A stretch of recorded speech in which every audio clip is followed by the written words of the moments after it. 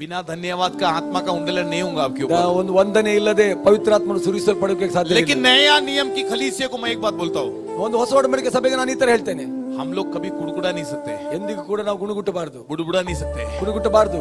वचन बोलता है, ದೇವರ ವಾಕ್ಯ ಹೇಳ್ತದೆ, तेरी माँ की पेट में आने से पहले ತಾಯಿಯ ಗರ್ಭದಲ್ಲಿ ನೀನು ಬರುವುದಕ್ಕಿಂತ ಮೊದಲೇ मैंने ನಾನು तेरे बारे में सोचा था। ನಾನು ನಿನ್ನ ಬಗ್ಗೆ ಯೋಚಿಸಿದ್ದೇನೆ। ಹಾಲೆಲೂಯಾ।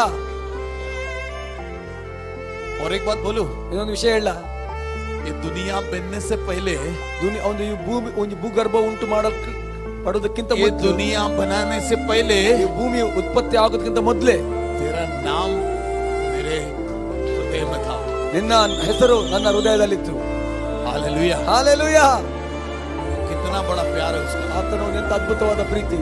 हालेलुया। ಹಾಲೆಲೂಯಾ। उसका कितना बड़ा प्यार है, ಆತನ ಎಂತ ದೊಡ್ಡ ಪ್ರೀತಿ, उसका कितना बड़ा बुलावा है। ಆತನ ಎಂತ ಒಂದು ಕರೆಯುವಿಕೆ। इसलिए हम लोग यहाँ बैठे, ಅದಕ್ಕೋಸ್ಕರ ನೀವು ಇಲ್ಲಿ ಕೂತಿದ್ದೀರಾ, इसलिए मैं यहाँ पे खड़ा हूँ, ನಾ ಅದಕ್ಕೋಸ್ಕರ ನಾನು ಇಲ್ಲಿ ನಿಂತಿದ್ದೇನೆ, इसलिए आप लोग यहाँ सुन रहे हैं। ಅದಕ್ಕೋಸ್ಕರ ನೀವು ನನ್ನನ್ನು ಕೇಳ್ತಾ ಇದ್ದೀರಾ। उसका बुलावे के लिए धन्यवाद बोलिए, ಆತನ ಒಂದು ಕರೆಯುವಿಕೆಗಾಗಿ ದೇವರಿಗೆ ವಂದನೆ ಸಲ್ಲಿಸಿ, धन्यवाद बोलिए, ದೇವರಿಗೆ ವಂದನೆ ಸಲ್ಲಿಸಿ, धन्यवाद बोलिए। ದೇವರ ವಂದನೆ ಸಲ್ಲಿಸಿ। कोई भी कमी हो, ಯಾವುದೇ ಕಡಿಮೆ ಕೊರತೆ ಇರಲಿ, धन्यवाद बोल। ದೇವರಿಗೆ ವಂದನೆ ಸಲ್ಲಿಸು। कोई भी कमी हो,